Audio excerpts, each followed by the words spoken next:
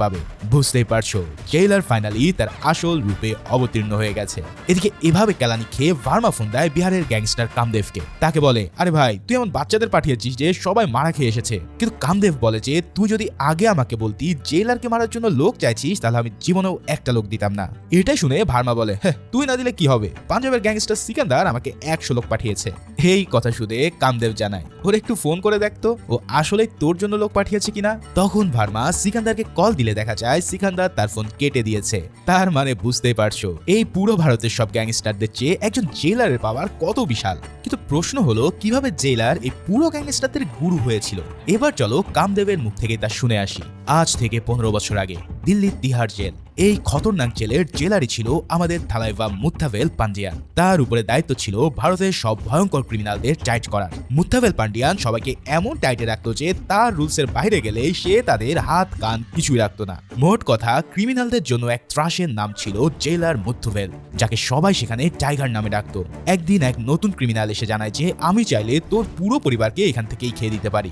এটা শুনে জেলার তাকে ফোন দিয়ে বলে, যা তোর মন্ত্রী মিনিস্টারকে কল দিয়ে আমার পরিবারকে খেয়ে দে, দেখি কত জোর। এবার সেই ক্রিমিনাল তার সব চেলাদের লাগিয়ে জেলারের পরিবারকে খতমের কাজে লেগে পড়ে। কিন্তু দেখা যায় পথের মধ্যেই তাদের গাড়িতে বোমা হামলা করে এই জেলে বসেই জেলার তার কারিশমা দেখিয়ে দেয়। সেদিন এই কামদেবী কিন্তু তার কাজে সাহায্য করেছিল, আর এই বিনিময়ে জেলার তাকে জেলের সবচেয়ে দামি একটা গিফট বক্সও উপহার দেয়। আসলে এভাবেই জেলার এখানে থাকা সকল গ্যাংস্টারদের নিয়ম, সোয়াগ আর পার্সোনালিটি দিয়ে তাদের কাছে হিরো হয়ে উঠেছিল। এবার এই পুরো কাহিনী বলতে না বলতেই ভার্মার কারখানায় এসে পৌঁছায় জেইলারের গাড়ি। গাড়ি থেকে নামলেই দেখা যায় শিকারীর মতন দৃষ্টি আর হাতে চাখাম এক রামদা নিয়ে এগিয়ে আসছে থালাইভা। কিন্তু আরো একটু ভালো করে লক্ষ্য করলে দেখা যায় যে সিকান্দার আসলে কার জন্য লোক পাঠিয়েছে। ওরে ভাই, পুরো মুভির মধ্যে এটা ছিল one of the best scene. এই দৃশ্য দেখে তো ভার্মা নিজের চোখেই যেন বিশ্বাস করতে পারছিল না। মানে এক জেলারের এত পাওয়ার যে পুরো ইন্ডিয়ায় যেন তার নিজের শহর। তার এই ঘোরের মধ্যেই জেলার এসে এক পাওয়ারফুল কিক দিয়ে তার বুকের ছাতি ফাটিয়ে দেয়। এরপর ফাইনালি জেলার তাকে শেষ করতেই যাবে, ঠিক তখনই ভার্মা বলে, স্যার আমাকে জাস্ট একটা কল করার সুযোগ দিন, এরপর আপনি নিজের থেকে আমাকে ছেড়ে দিবেন। এই বলে ভার্মা একটা ভিডিও কল দেয়, আর এবার সেই ফোন রিসিভ করে জেইলারের ছেলে এসিপি অর্জুন। আরে বাহ, তার মানে অর্জুন এখনো মারা যায়নি। এতদিন পর অর্জুনকে দেখে জেলারও কেমন যেন হয়ে যায়। কথা শেষ না হতেই ভার্মা কলটা কেটে দিয়ে বলে, আমার এখন কিছু হলে আপনার ছেলে সত্যি সত্যি এবার মারা যাবে, তাই সব সোয়াগ ম্যাগ বাদ দিয়ে আসেন ঠান্ডা মাথায় আমার সাথে ডিল করেন। এবার জেলারের হাতে কিন্তু আর কোনো উপায় নেই। অন্যদিকে ভার্মার হাতে আছে তার ইচ্ছে পূরণ করার মতন এক জিন। তাই তো এবার সে নিজের এমন এক ইচ্ছার কথা জানায় যা এক কথায় অসম্ভব। ভার্মা জানায় অন্ধ্রপ্রদেশের এক মন্দিরে 1600 সালের ছত্রপতি শিবাজী একটা অমূল্য ক্রাউন বা মুকুট গিফট করে। ওই মুকুটটি এত বেশি মূল্যবান আর এন্টিক যে 1800 সালে ইংরেজরা পর্যন্ত এটাকে নিয়ে যেতে চাইলেও তারা ব্যর্থ হয়। এখন জেইলারের যেহেতু এতই হ্যাডাম, তাই সে যেন ওই মুকুটটা তাকে চুরি করে নিয়ে এসে দেয়, আর বিনিময়ে তার ছেলেকে সে যেন নিয়ে যায়। এবার এই সব শুনে তো জেইলার কোনোভাবেই রাজি হতে চায় না, কিন্তু হাজার হলেও নিজের প্রিয় ছেলের জীবন বলে কথা। তাই এই মুহূর্তে তার হাতে আর কোনো অপশনও বাকি ছিল না। এখন কিভাবে সে এই এমন হাই সিকিউরড ক্রাউনকে ভার্মার হাতে তুলে দিবে তাই নিয়ে সে প্ল্যান করা শুরু করে দেয়। সেই প্ল্যান অনুসারে জেলার প্রথমে অন্ধ্রপ্রদেশের এক হাই কমান্ডের সাথে মিটিং করে। সেও ছিল কিন্তু এই জেলারের একজন ভক্ত।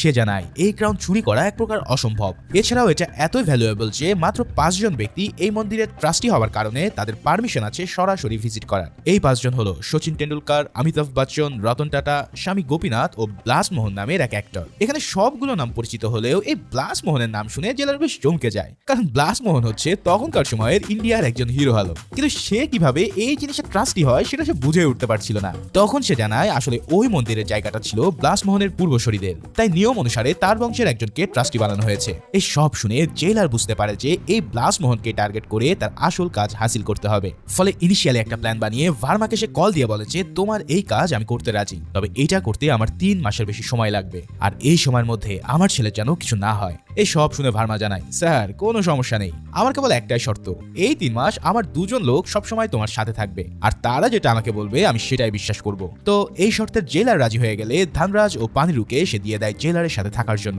এবার শুরু হয় বিখ্যাত ব্লুটুথ হিরো ব্লাস মোহনকে নিয়ে রিসার্চ। সেই রিসার্চে বেরিয়ে আসে যে এই কিউট বয় ব্লাস মোহন তার কো অ্যাক্ট্রেস কামনার প্রেমে হাবুডুবু খাচ্ছে। কিন্তু সে সরাসরি আবার এই প্রেমের প্রস্তাব না দিয়ে মুভির ডিরেক্টরকে দিয়ে বিভিন্ন দামি দামি গিফট পাঠায়। কিন্তু এই ধান্দাবাজ ডিরেক্টর আবার সেগুলোকে ক্রাউনকে নিজের গিফট বলে চালিয়ে দিয়ে নায়িকার সাথে ইতিমধ্যে ট্রেন গাড়ি চালানো শুরু করে দিয়েছে। মানে চিন্তা করো কোন লেভেলের বাটপার এই ডিরেক্টর। এখন এই লুপহোলকে কাজে লাগাতে পারলে ব্লাস্ট মোহনকে খেলানো যাবে। ঠিক সেভাবেই একদিন নায়িকা চুপি চুপি ডিরেক্টরের সাথে হ্যাপি নাইটিং করতে আসার সময় ডিরেক্টর ধরা খেয়ে যায় জেলারের হাতে। জেলার তাকে ধরে সাফ জানিয়ে দেয় যে যদি আমার কথা তুমি না শোনো তাহলে এই প্রেমের কাহিনী আমি ব্লাস্ট মোহনকে জানিয়ে দেবো। বিনিময়ে ব্লাস্ট মোহন তোমার জায়গা মতো ব্লাস্ট করে দিতে দ্বিধা করবে না। যাই হোক, জেলারের এবার যে প্ল্যান সেটা ছিল বেশ চাখাম। প্রথমে ডিরেক্টরকে দিয়ে সে ব্লাস্ট মোহনকে একটা নতুন মুভির স্ক্রিপ্টে রাজি করায়। সেই মুভির একটা পার্টে থাকবে এই ক্রাউন চুরি করার একটা সিন, যেখানে ব্লাস্ট মোহন এই ক্রাউনটা চুরি করবে। এখন এই সিন রিয়েলিস্টিক করার জন্য তাদের দরকার আসল ক্রাউন ও তার লোকেশনের সেটআপ ভালো করে দেখা। তো এই সিনেমার কথা বলার পর ব্লাস্ট মোহন যেহেতু ওই ক্রাউনের ট্রাস্টি ছিল, তাই সে পারমিশন নিয়ে পুরো সিনেমার টিমকে ওই ক্রাউনটা ঘুরে দেখায়। এই টিমে কিন্তু উপস্থিত ছিল ভার্মার দোস্ত ধানরাজ ও পান্ড্র। তারা জীবনে এত কাছে থেকে এই ক্রাউন দেখে তো প্রায় এক প্রকার বেহুশি হয়ে যায়। ফলে ভার্মাকে তারা কল দিয়ে বলে যে জেলার আসলেই ক্রাউন চুরি করার প্ল্যানে আছে আর সবকিছুই ঠিকঠাক ভাবে চলছে। এখন ক্রাউন যেহেতু দেখা হয়ে গেছে, তাই এবার শুরু হয় সেই ক্রাউন ও তার পুরো সেট বানানোর কাজ। পুরো সেট বানানো হয়ে গেলে শুরু হয় ব্লাস্ট মোহনের ব্লাস্টিং শুটিং। সেখানে ব্লাস্ট মোহনকে দেখা যায় অদৃশ্য লেজার বিম পাড়ি দিয়ে সেই ক্রাউন চুরি করে নিচ্ছে। সিনেমার শুটিংও সেদিন খুব ভালো করে শেষ হয়। কিন্তু এবার ঘটে এক অন্য কাহিনী। জেলার এক হ্যাকারকে হিউজ টাকার লোভ দেখিয়ে বলে যে তুমি এই মন্দিরের সিসিটিভি হ্যাক করে এই ফুটেজটা অ্যাড করে দেবে। টাকার লোভে পড়ে হ্যাকারও সেই ফুটেজ অ্যাড করে দিলে সিসিটিভিতে দেখা যায় যে ব্লাস্ট মোহন ক্রাউন চুরি করছে। যেহেতু পুরো সেট হুবহু আসলের মতন দেখতে, তাই সবাই এক প্রকার কনফিউজ হয়ে যায় যে এটা আসল না নকল সিন। তো চারিদিকে এই ফুটেজ দেখে হইচই পড়ে গেলে সিবিআইয়ের একটা টিম সোজা ব্লাস্ট মোহনের কাছে এসে জানতে চায় যে গতকাল আপনি যে ক্রাউন চুরি করেছেন সেটা ফেরত দেন। এখন এই ফুটেজ দেখে তো হিরো জানায় আরে এটা তো আমার একটা সিনেমার ফুটেজ, কিন্তু সেটা শুনেও সিবিআইরা বিশ্বাস করতে চায় না। তাই তারা বলে আপনার কথার সত্যতা যাচাইয়ের জন্য আমরা মন্দিরে থাকা ওই ক্রাউনটিকে ল্যাবে পাঠাবো। ওই ক্রাউনটিকে ল্যাবে পাঠাবো সেটা আসল নাকি নকল তা টেস্ট করার জন্য। ততক্ষণ আপনাকে গৃহবন্দী অবস্থায় থাকতে হবে। তার মানে কিছু না করেও ব্লাস্ট মোহন বাবাজি কট খেতে চলেছে। এদিকে দকিনাথ আবার ধানরাজকে বলে ধানরাজ একবার চেক করে আয় তো এরা আসলেই কোনো সিবিআই কিনা।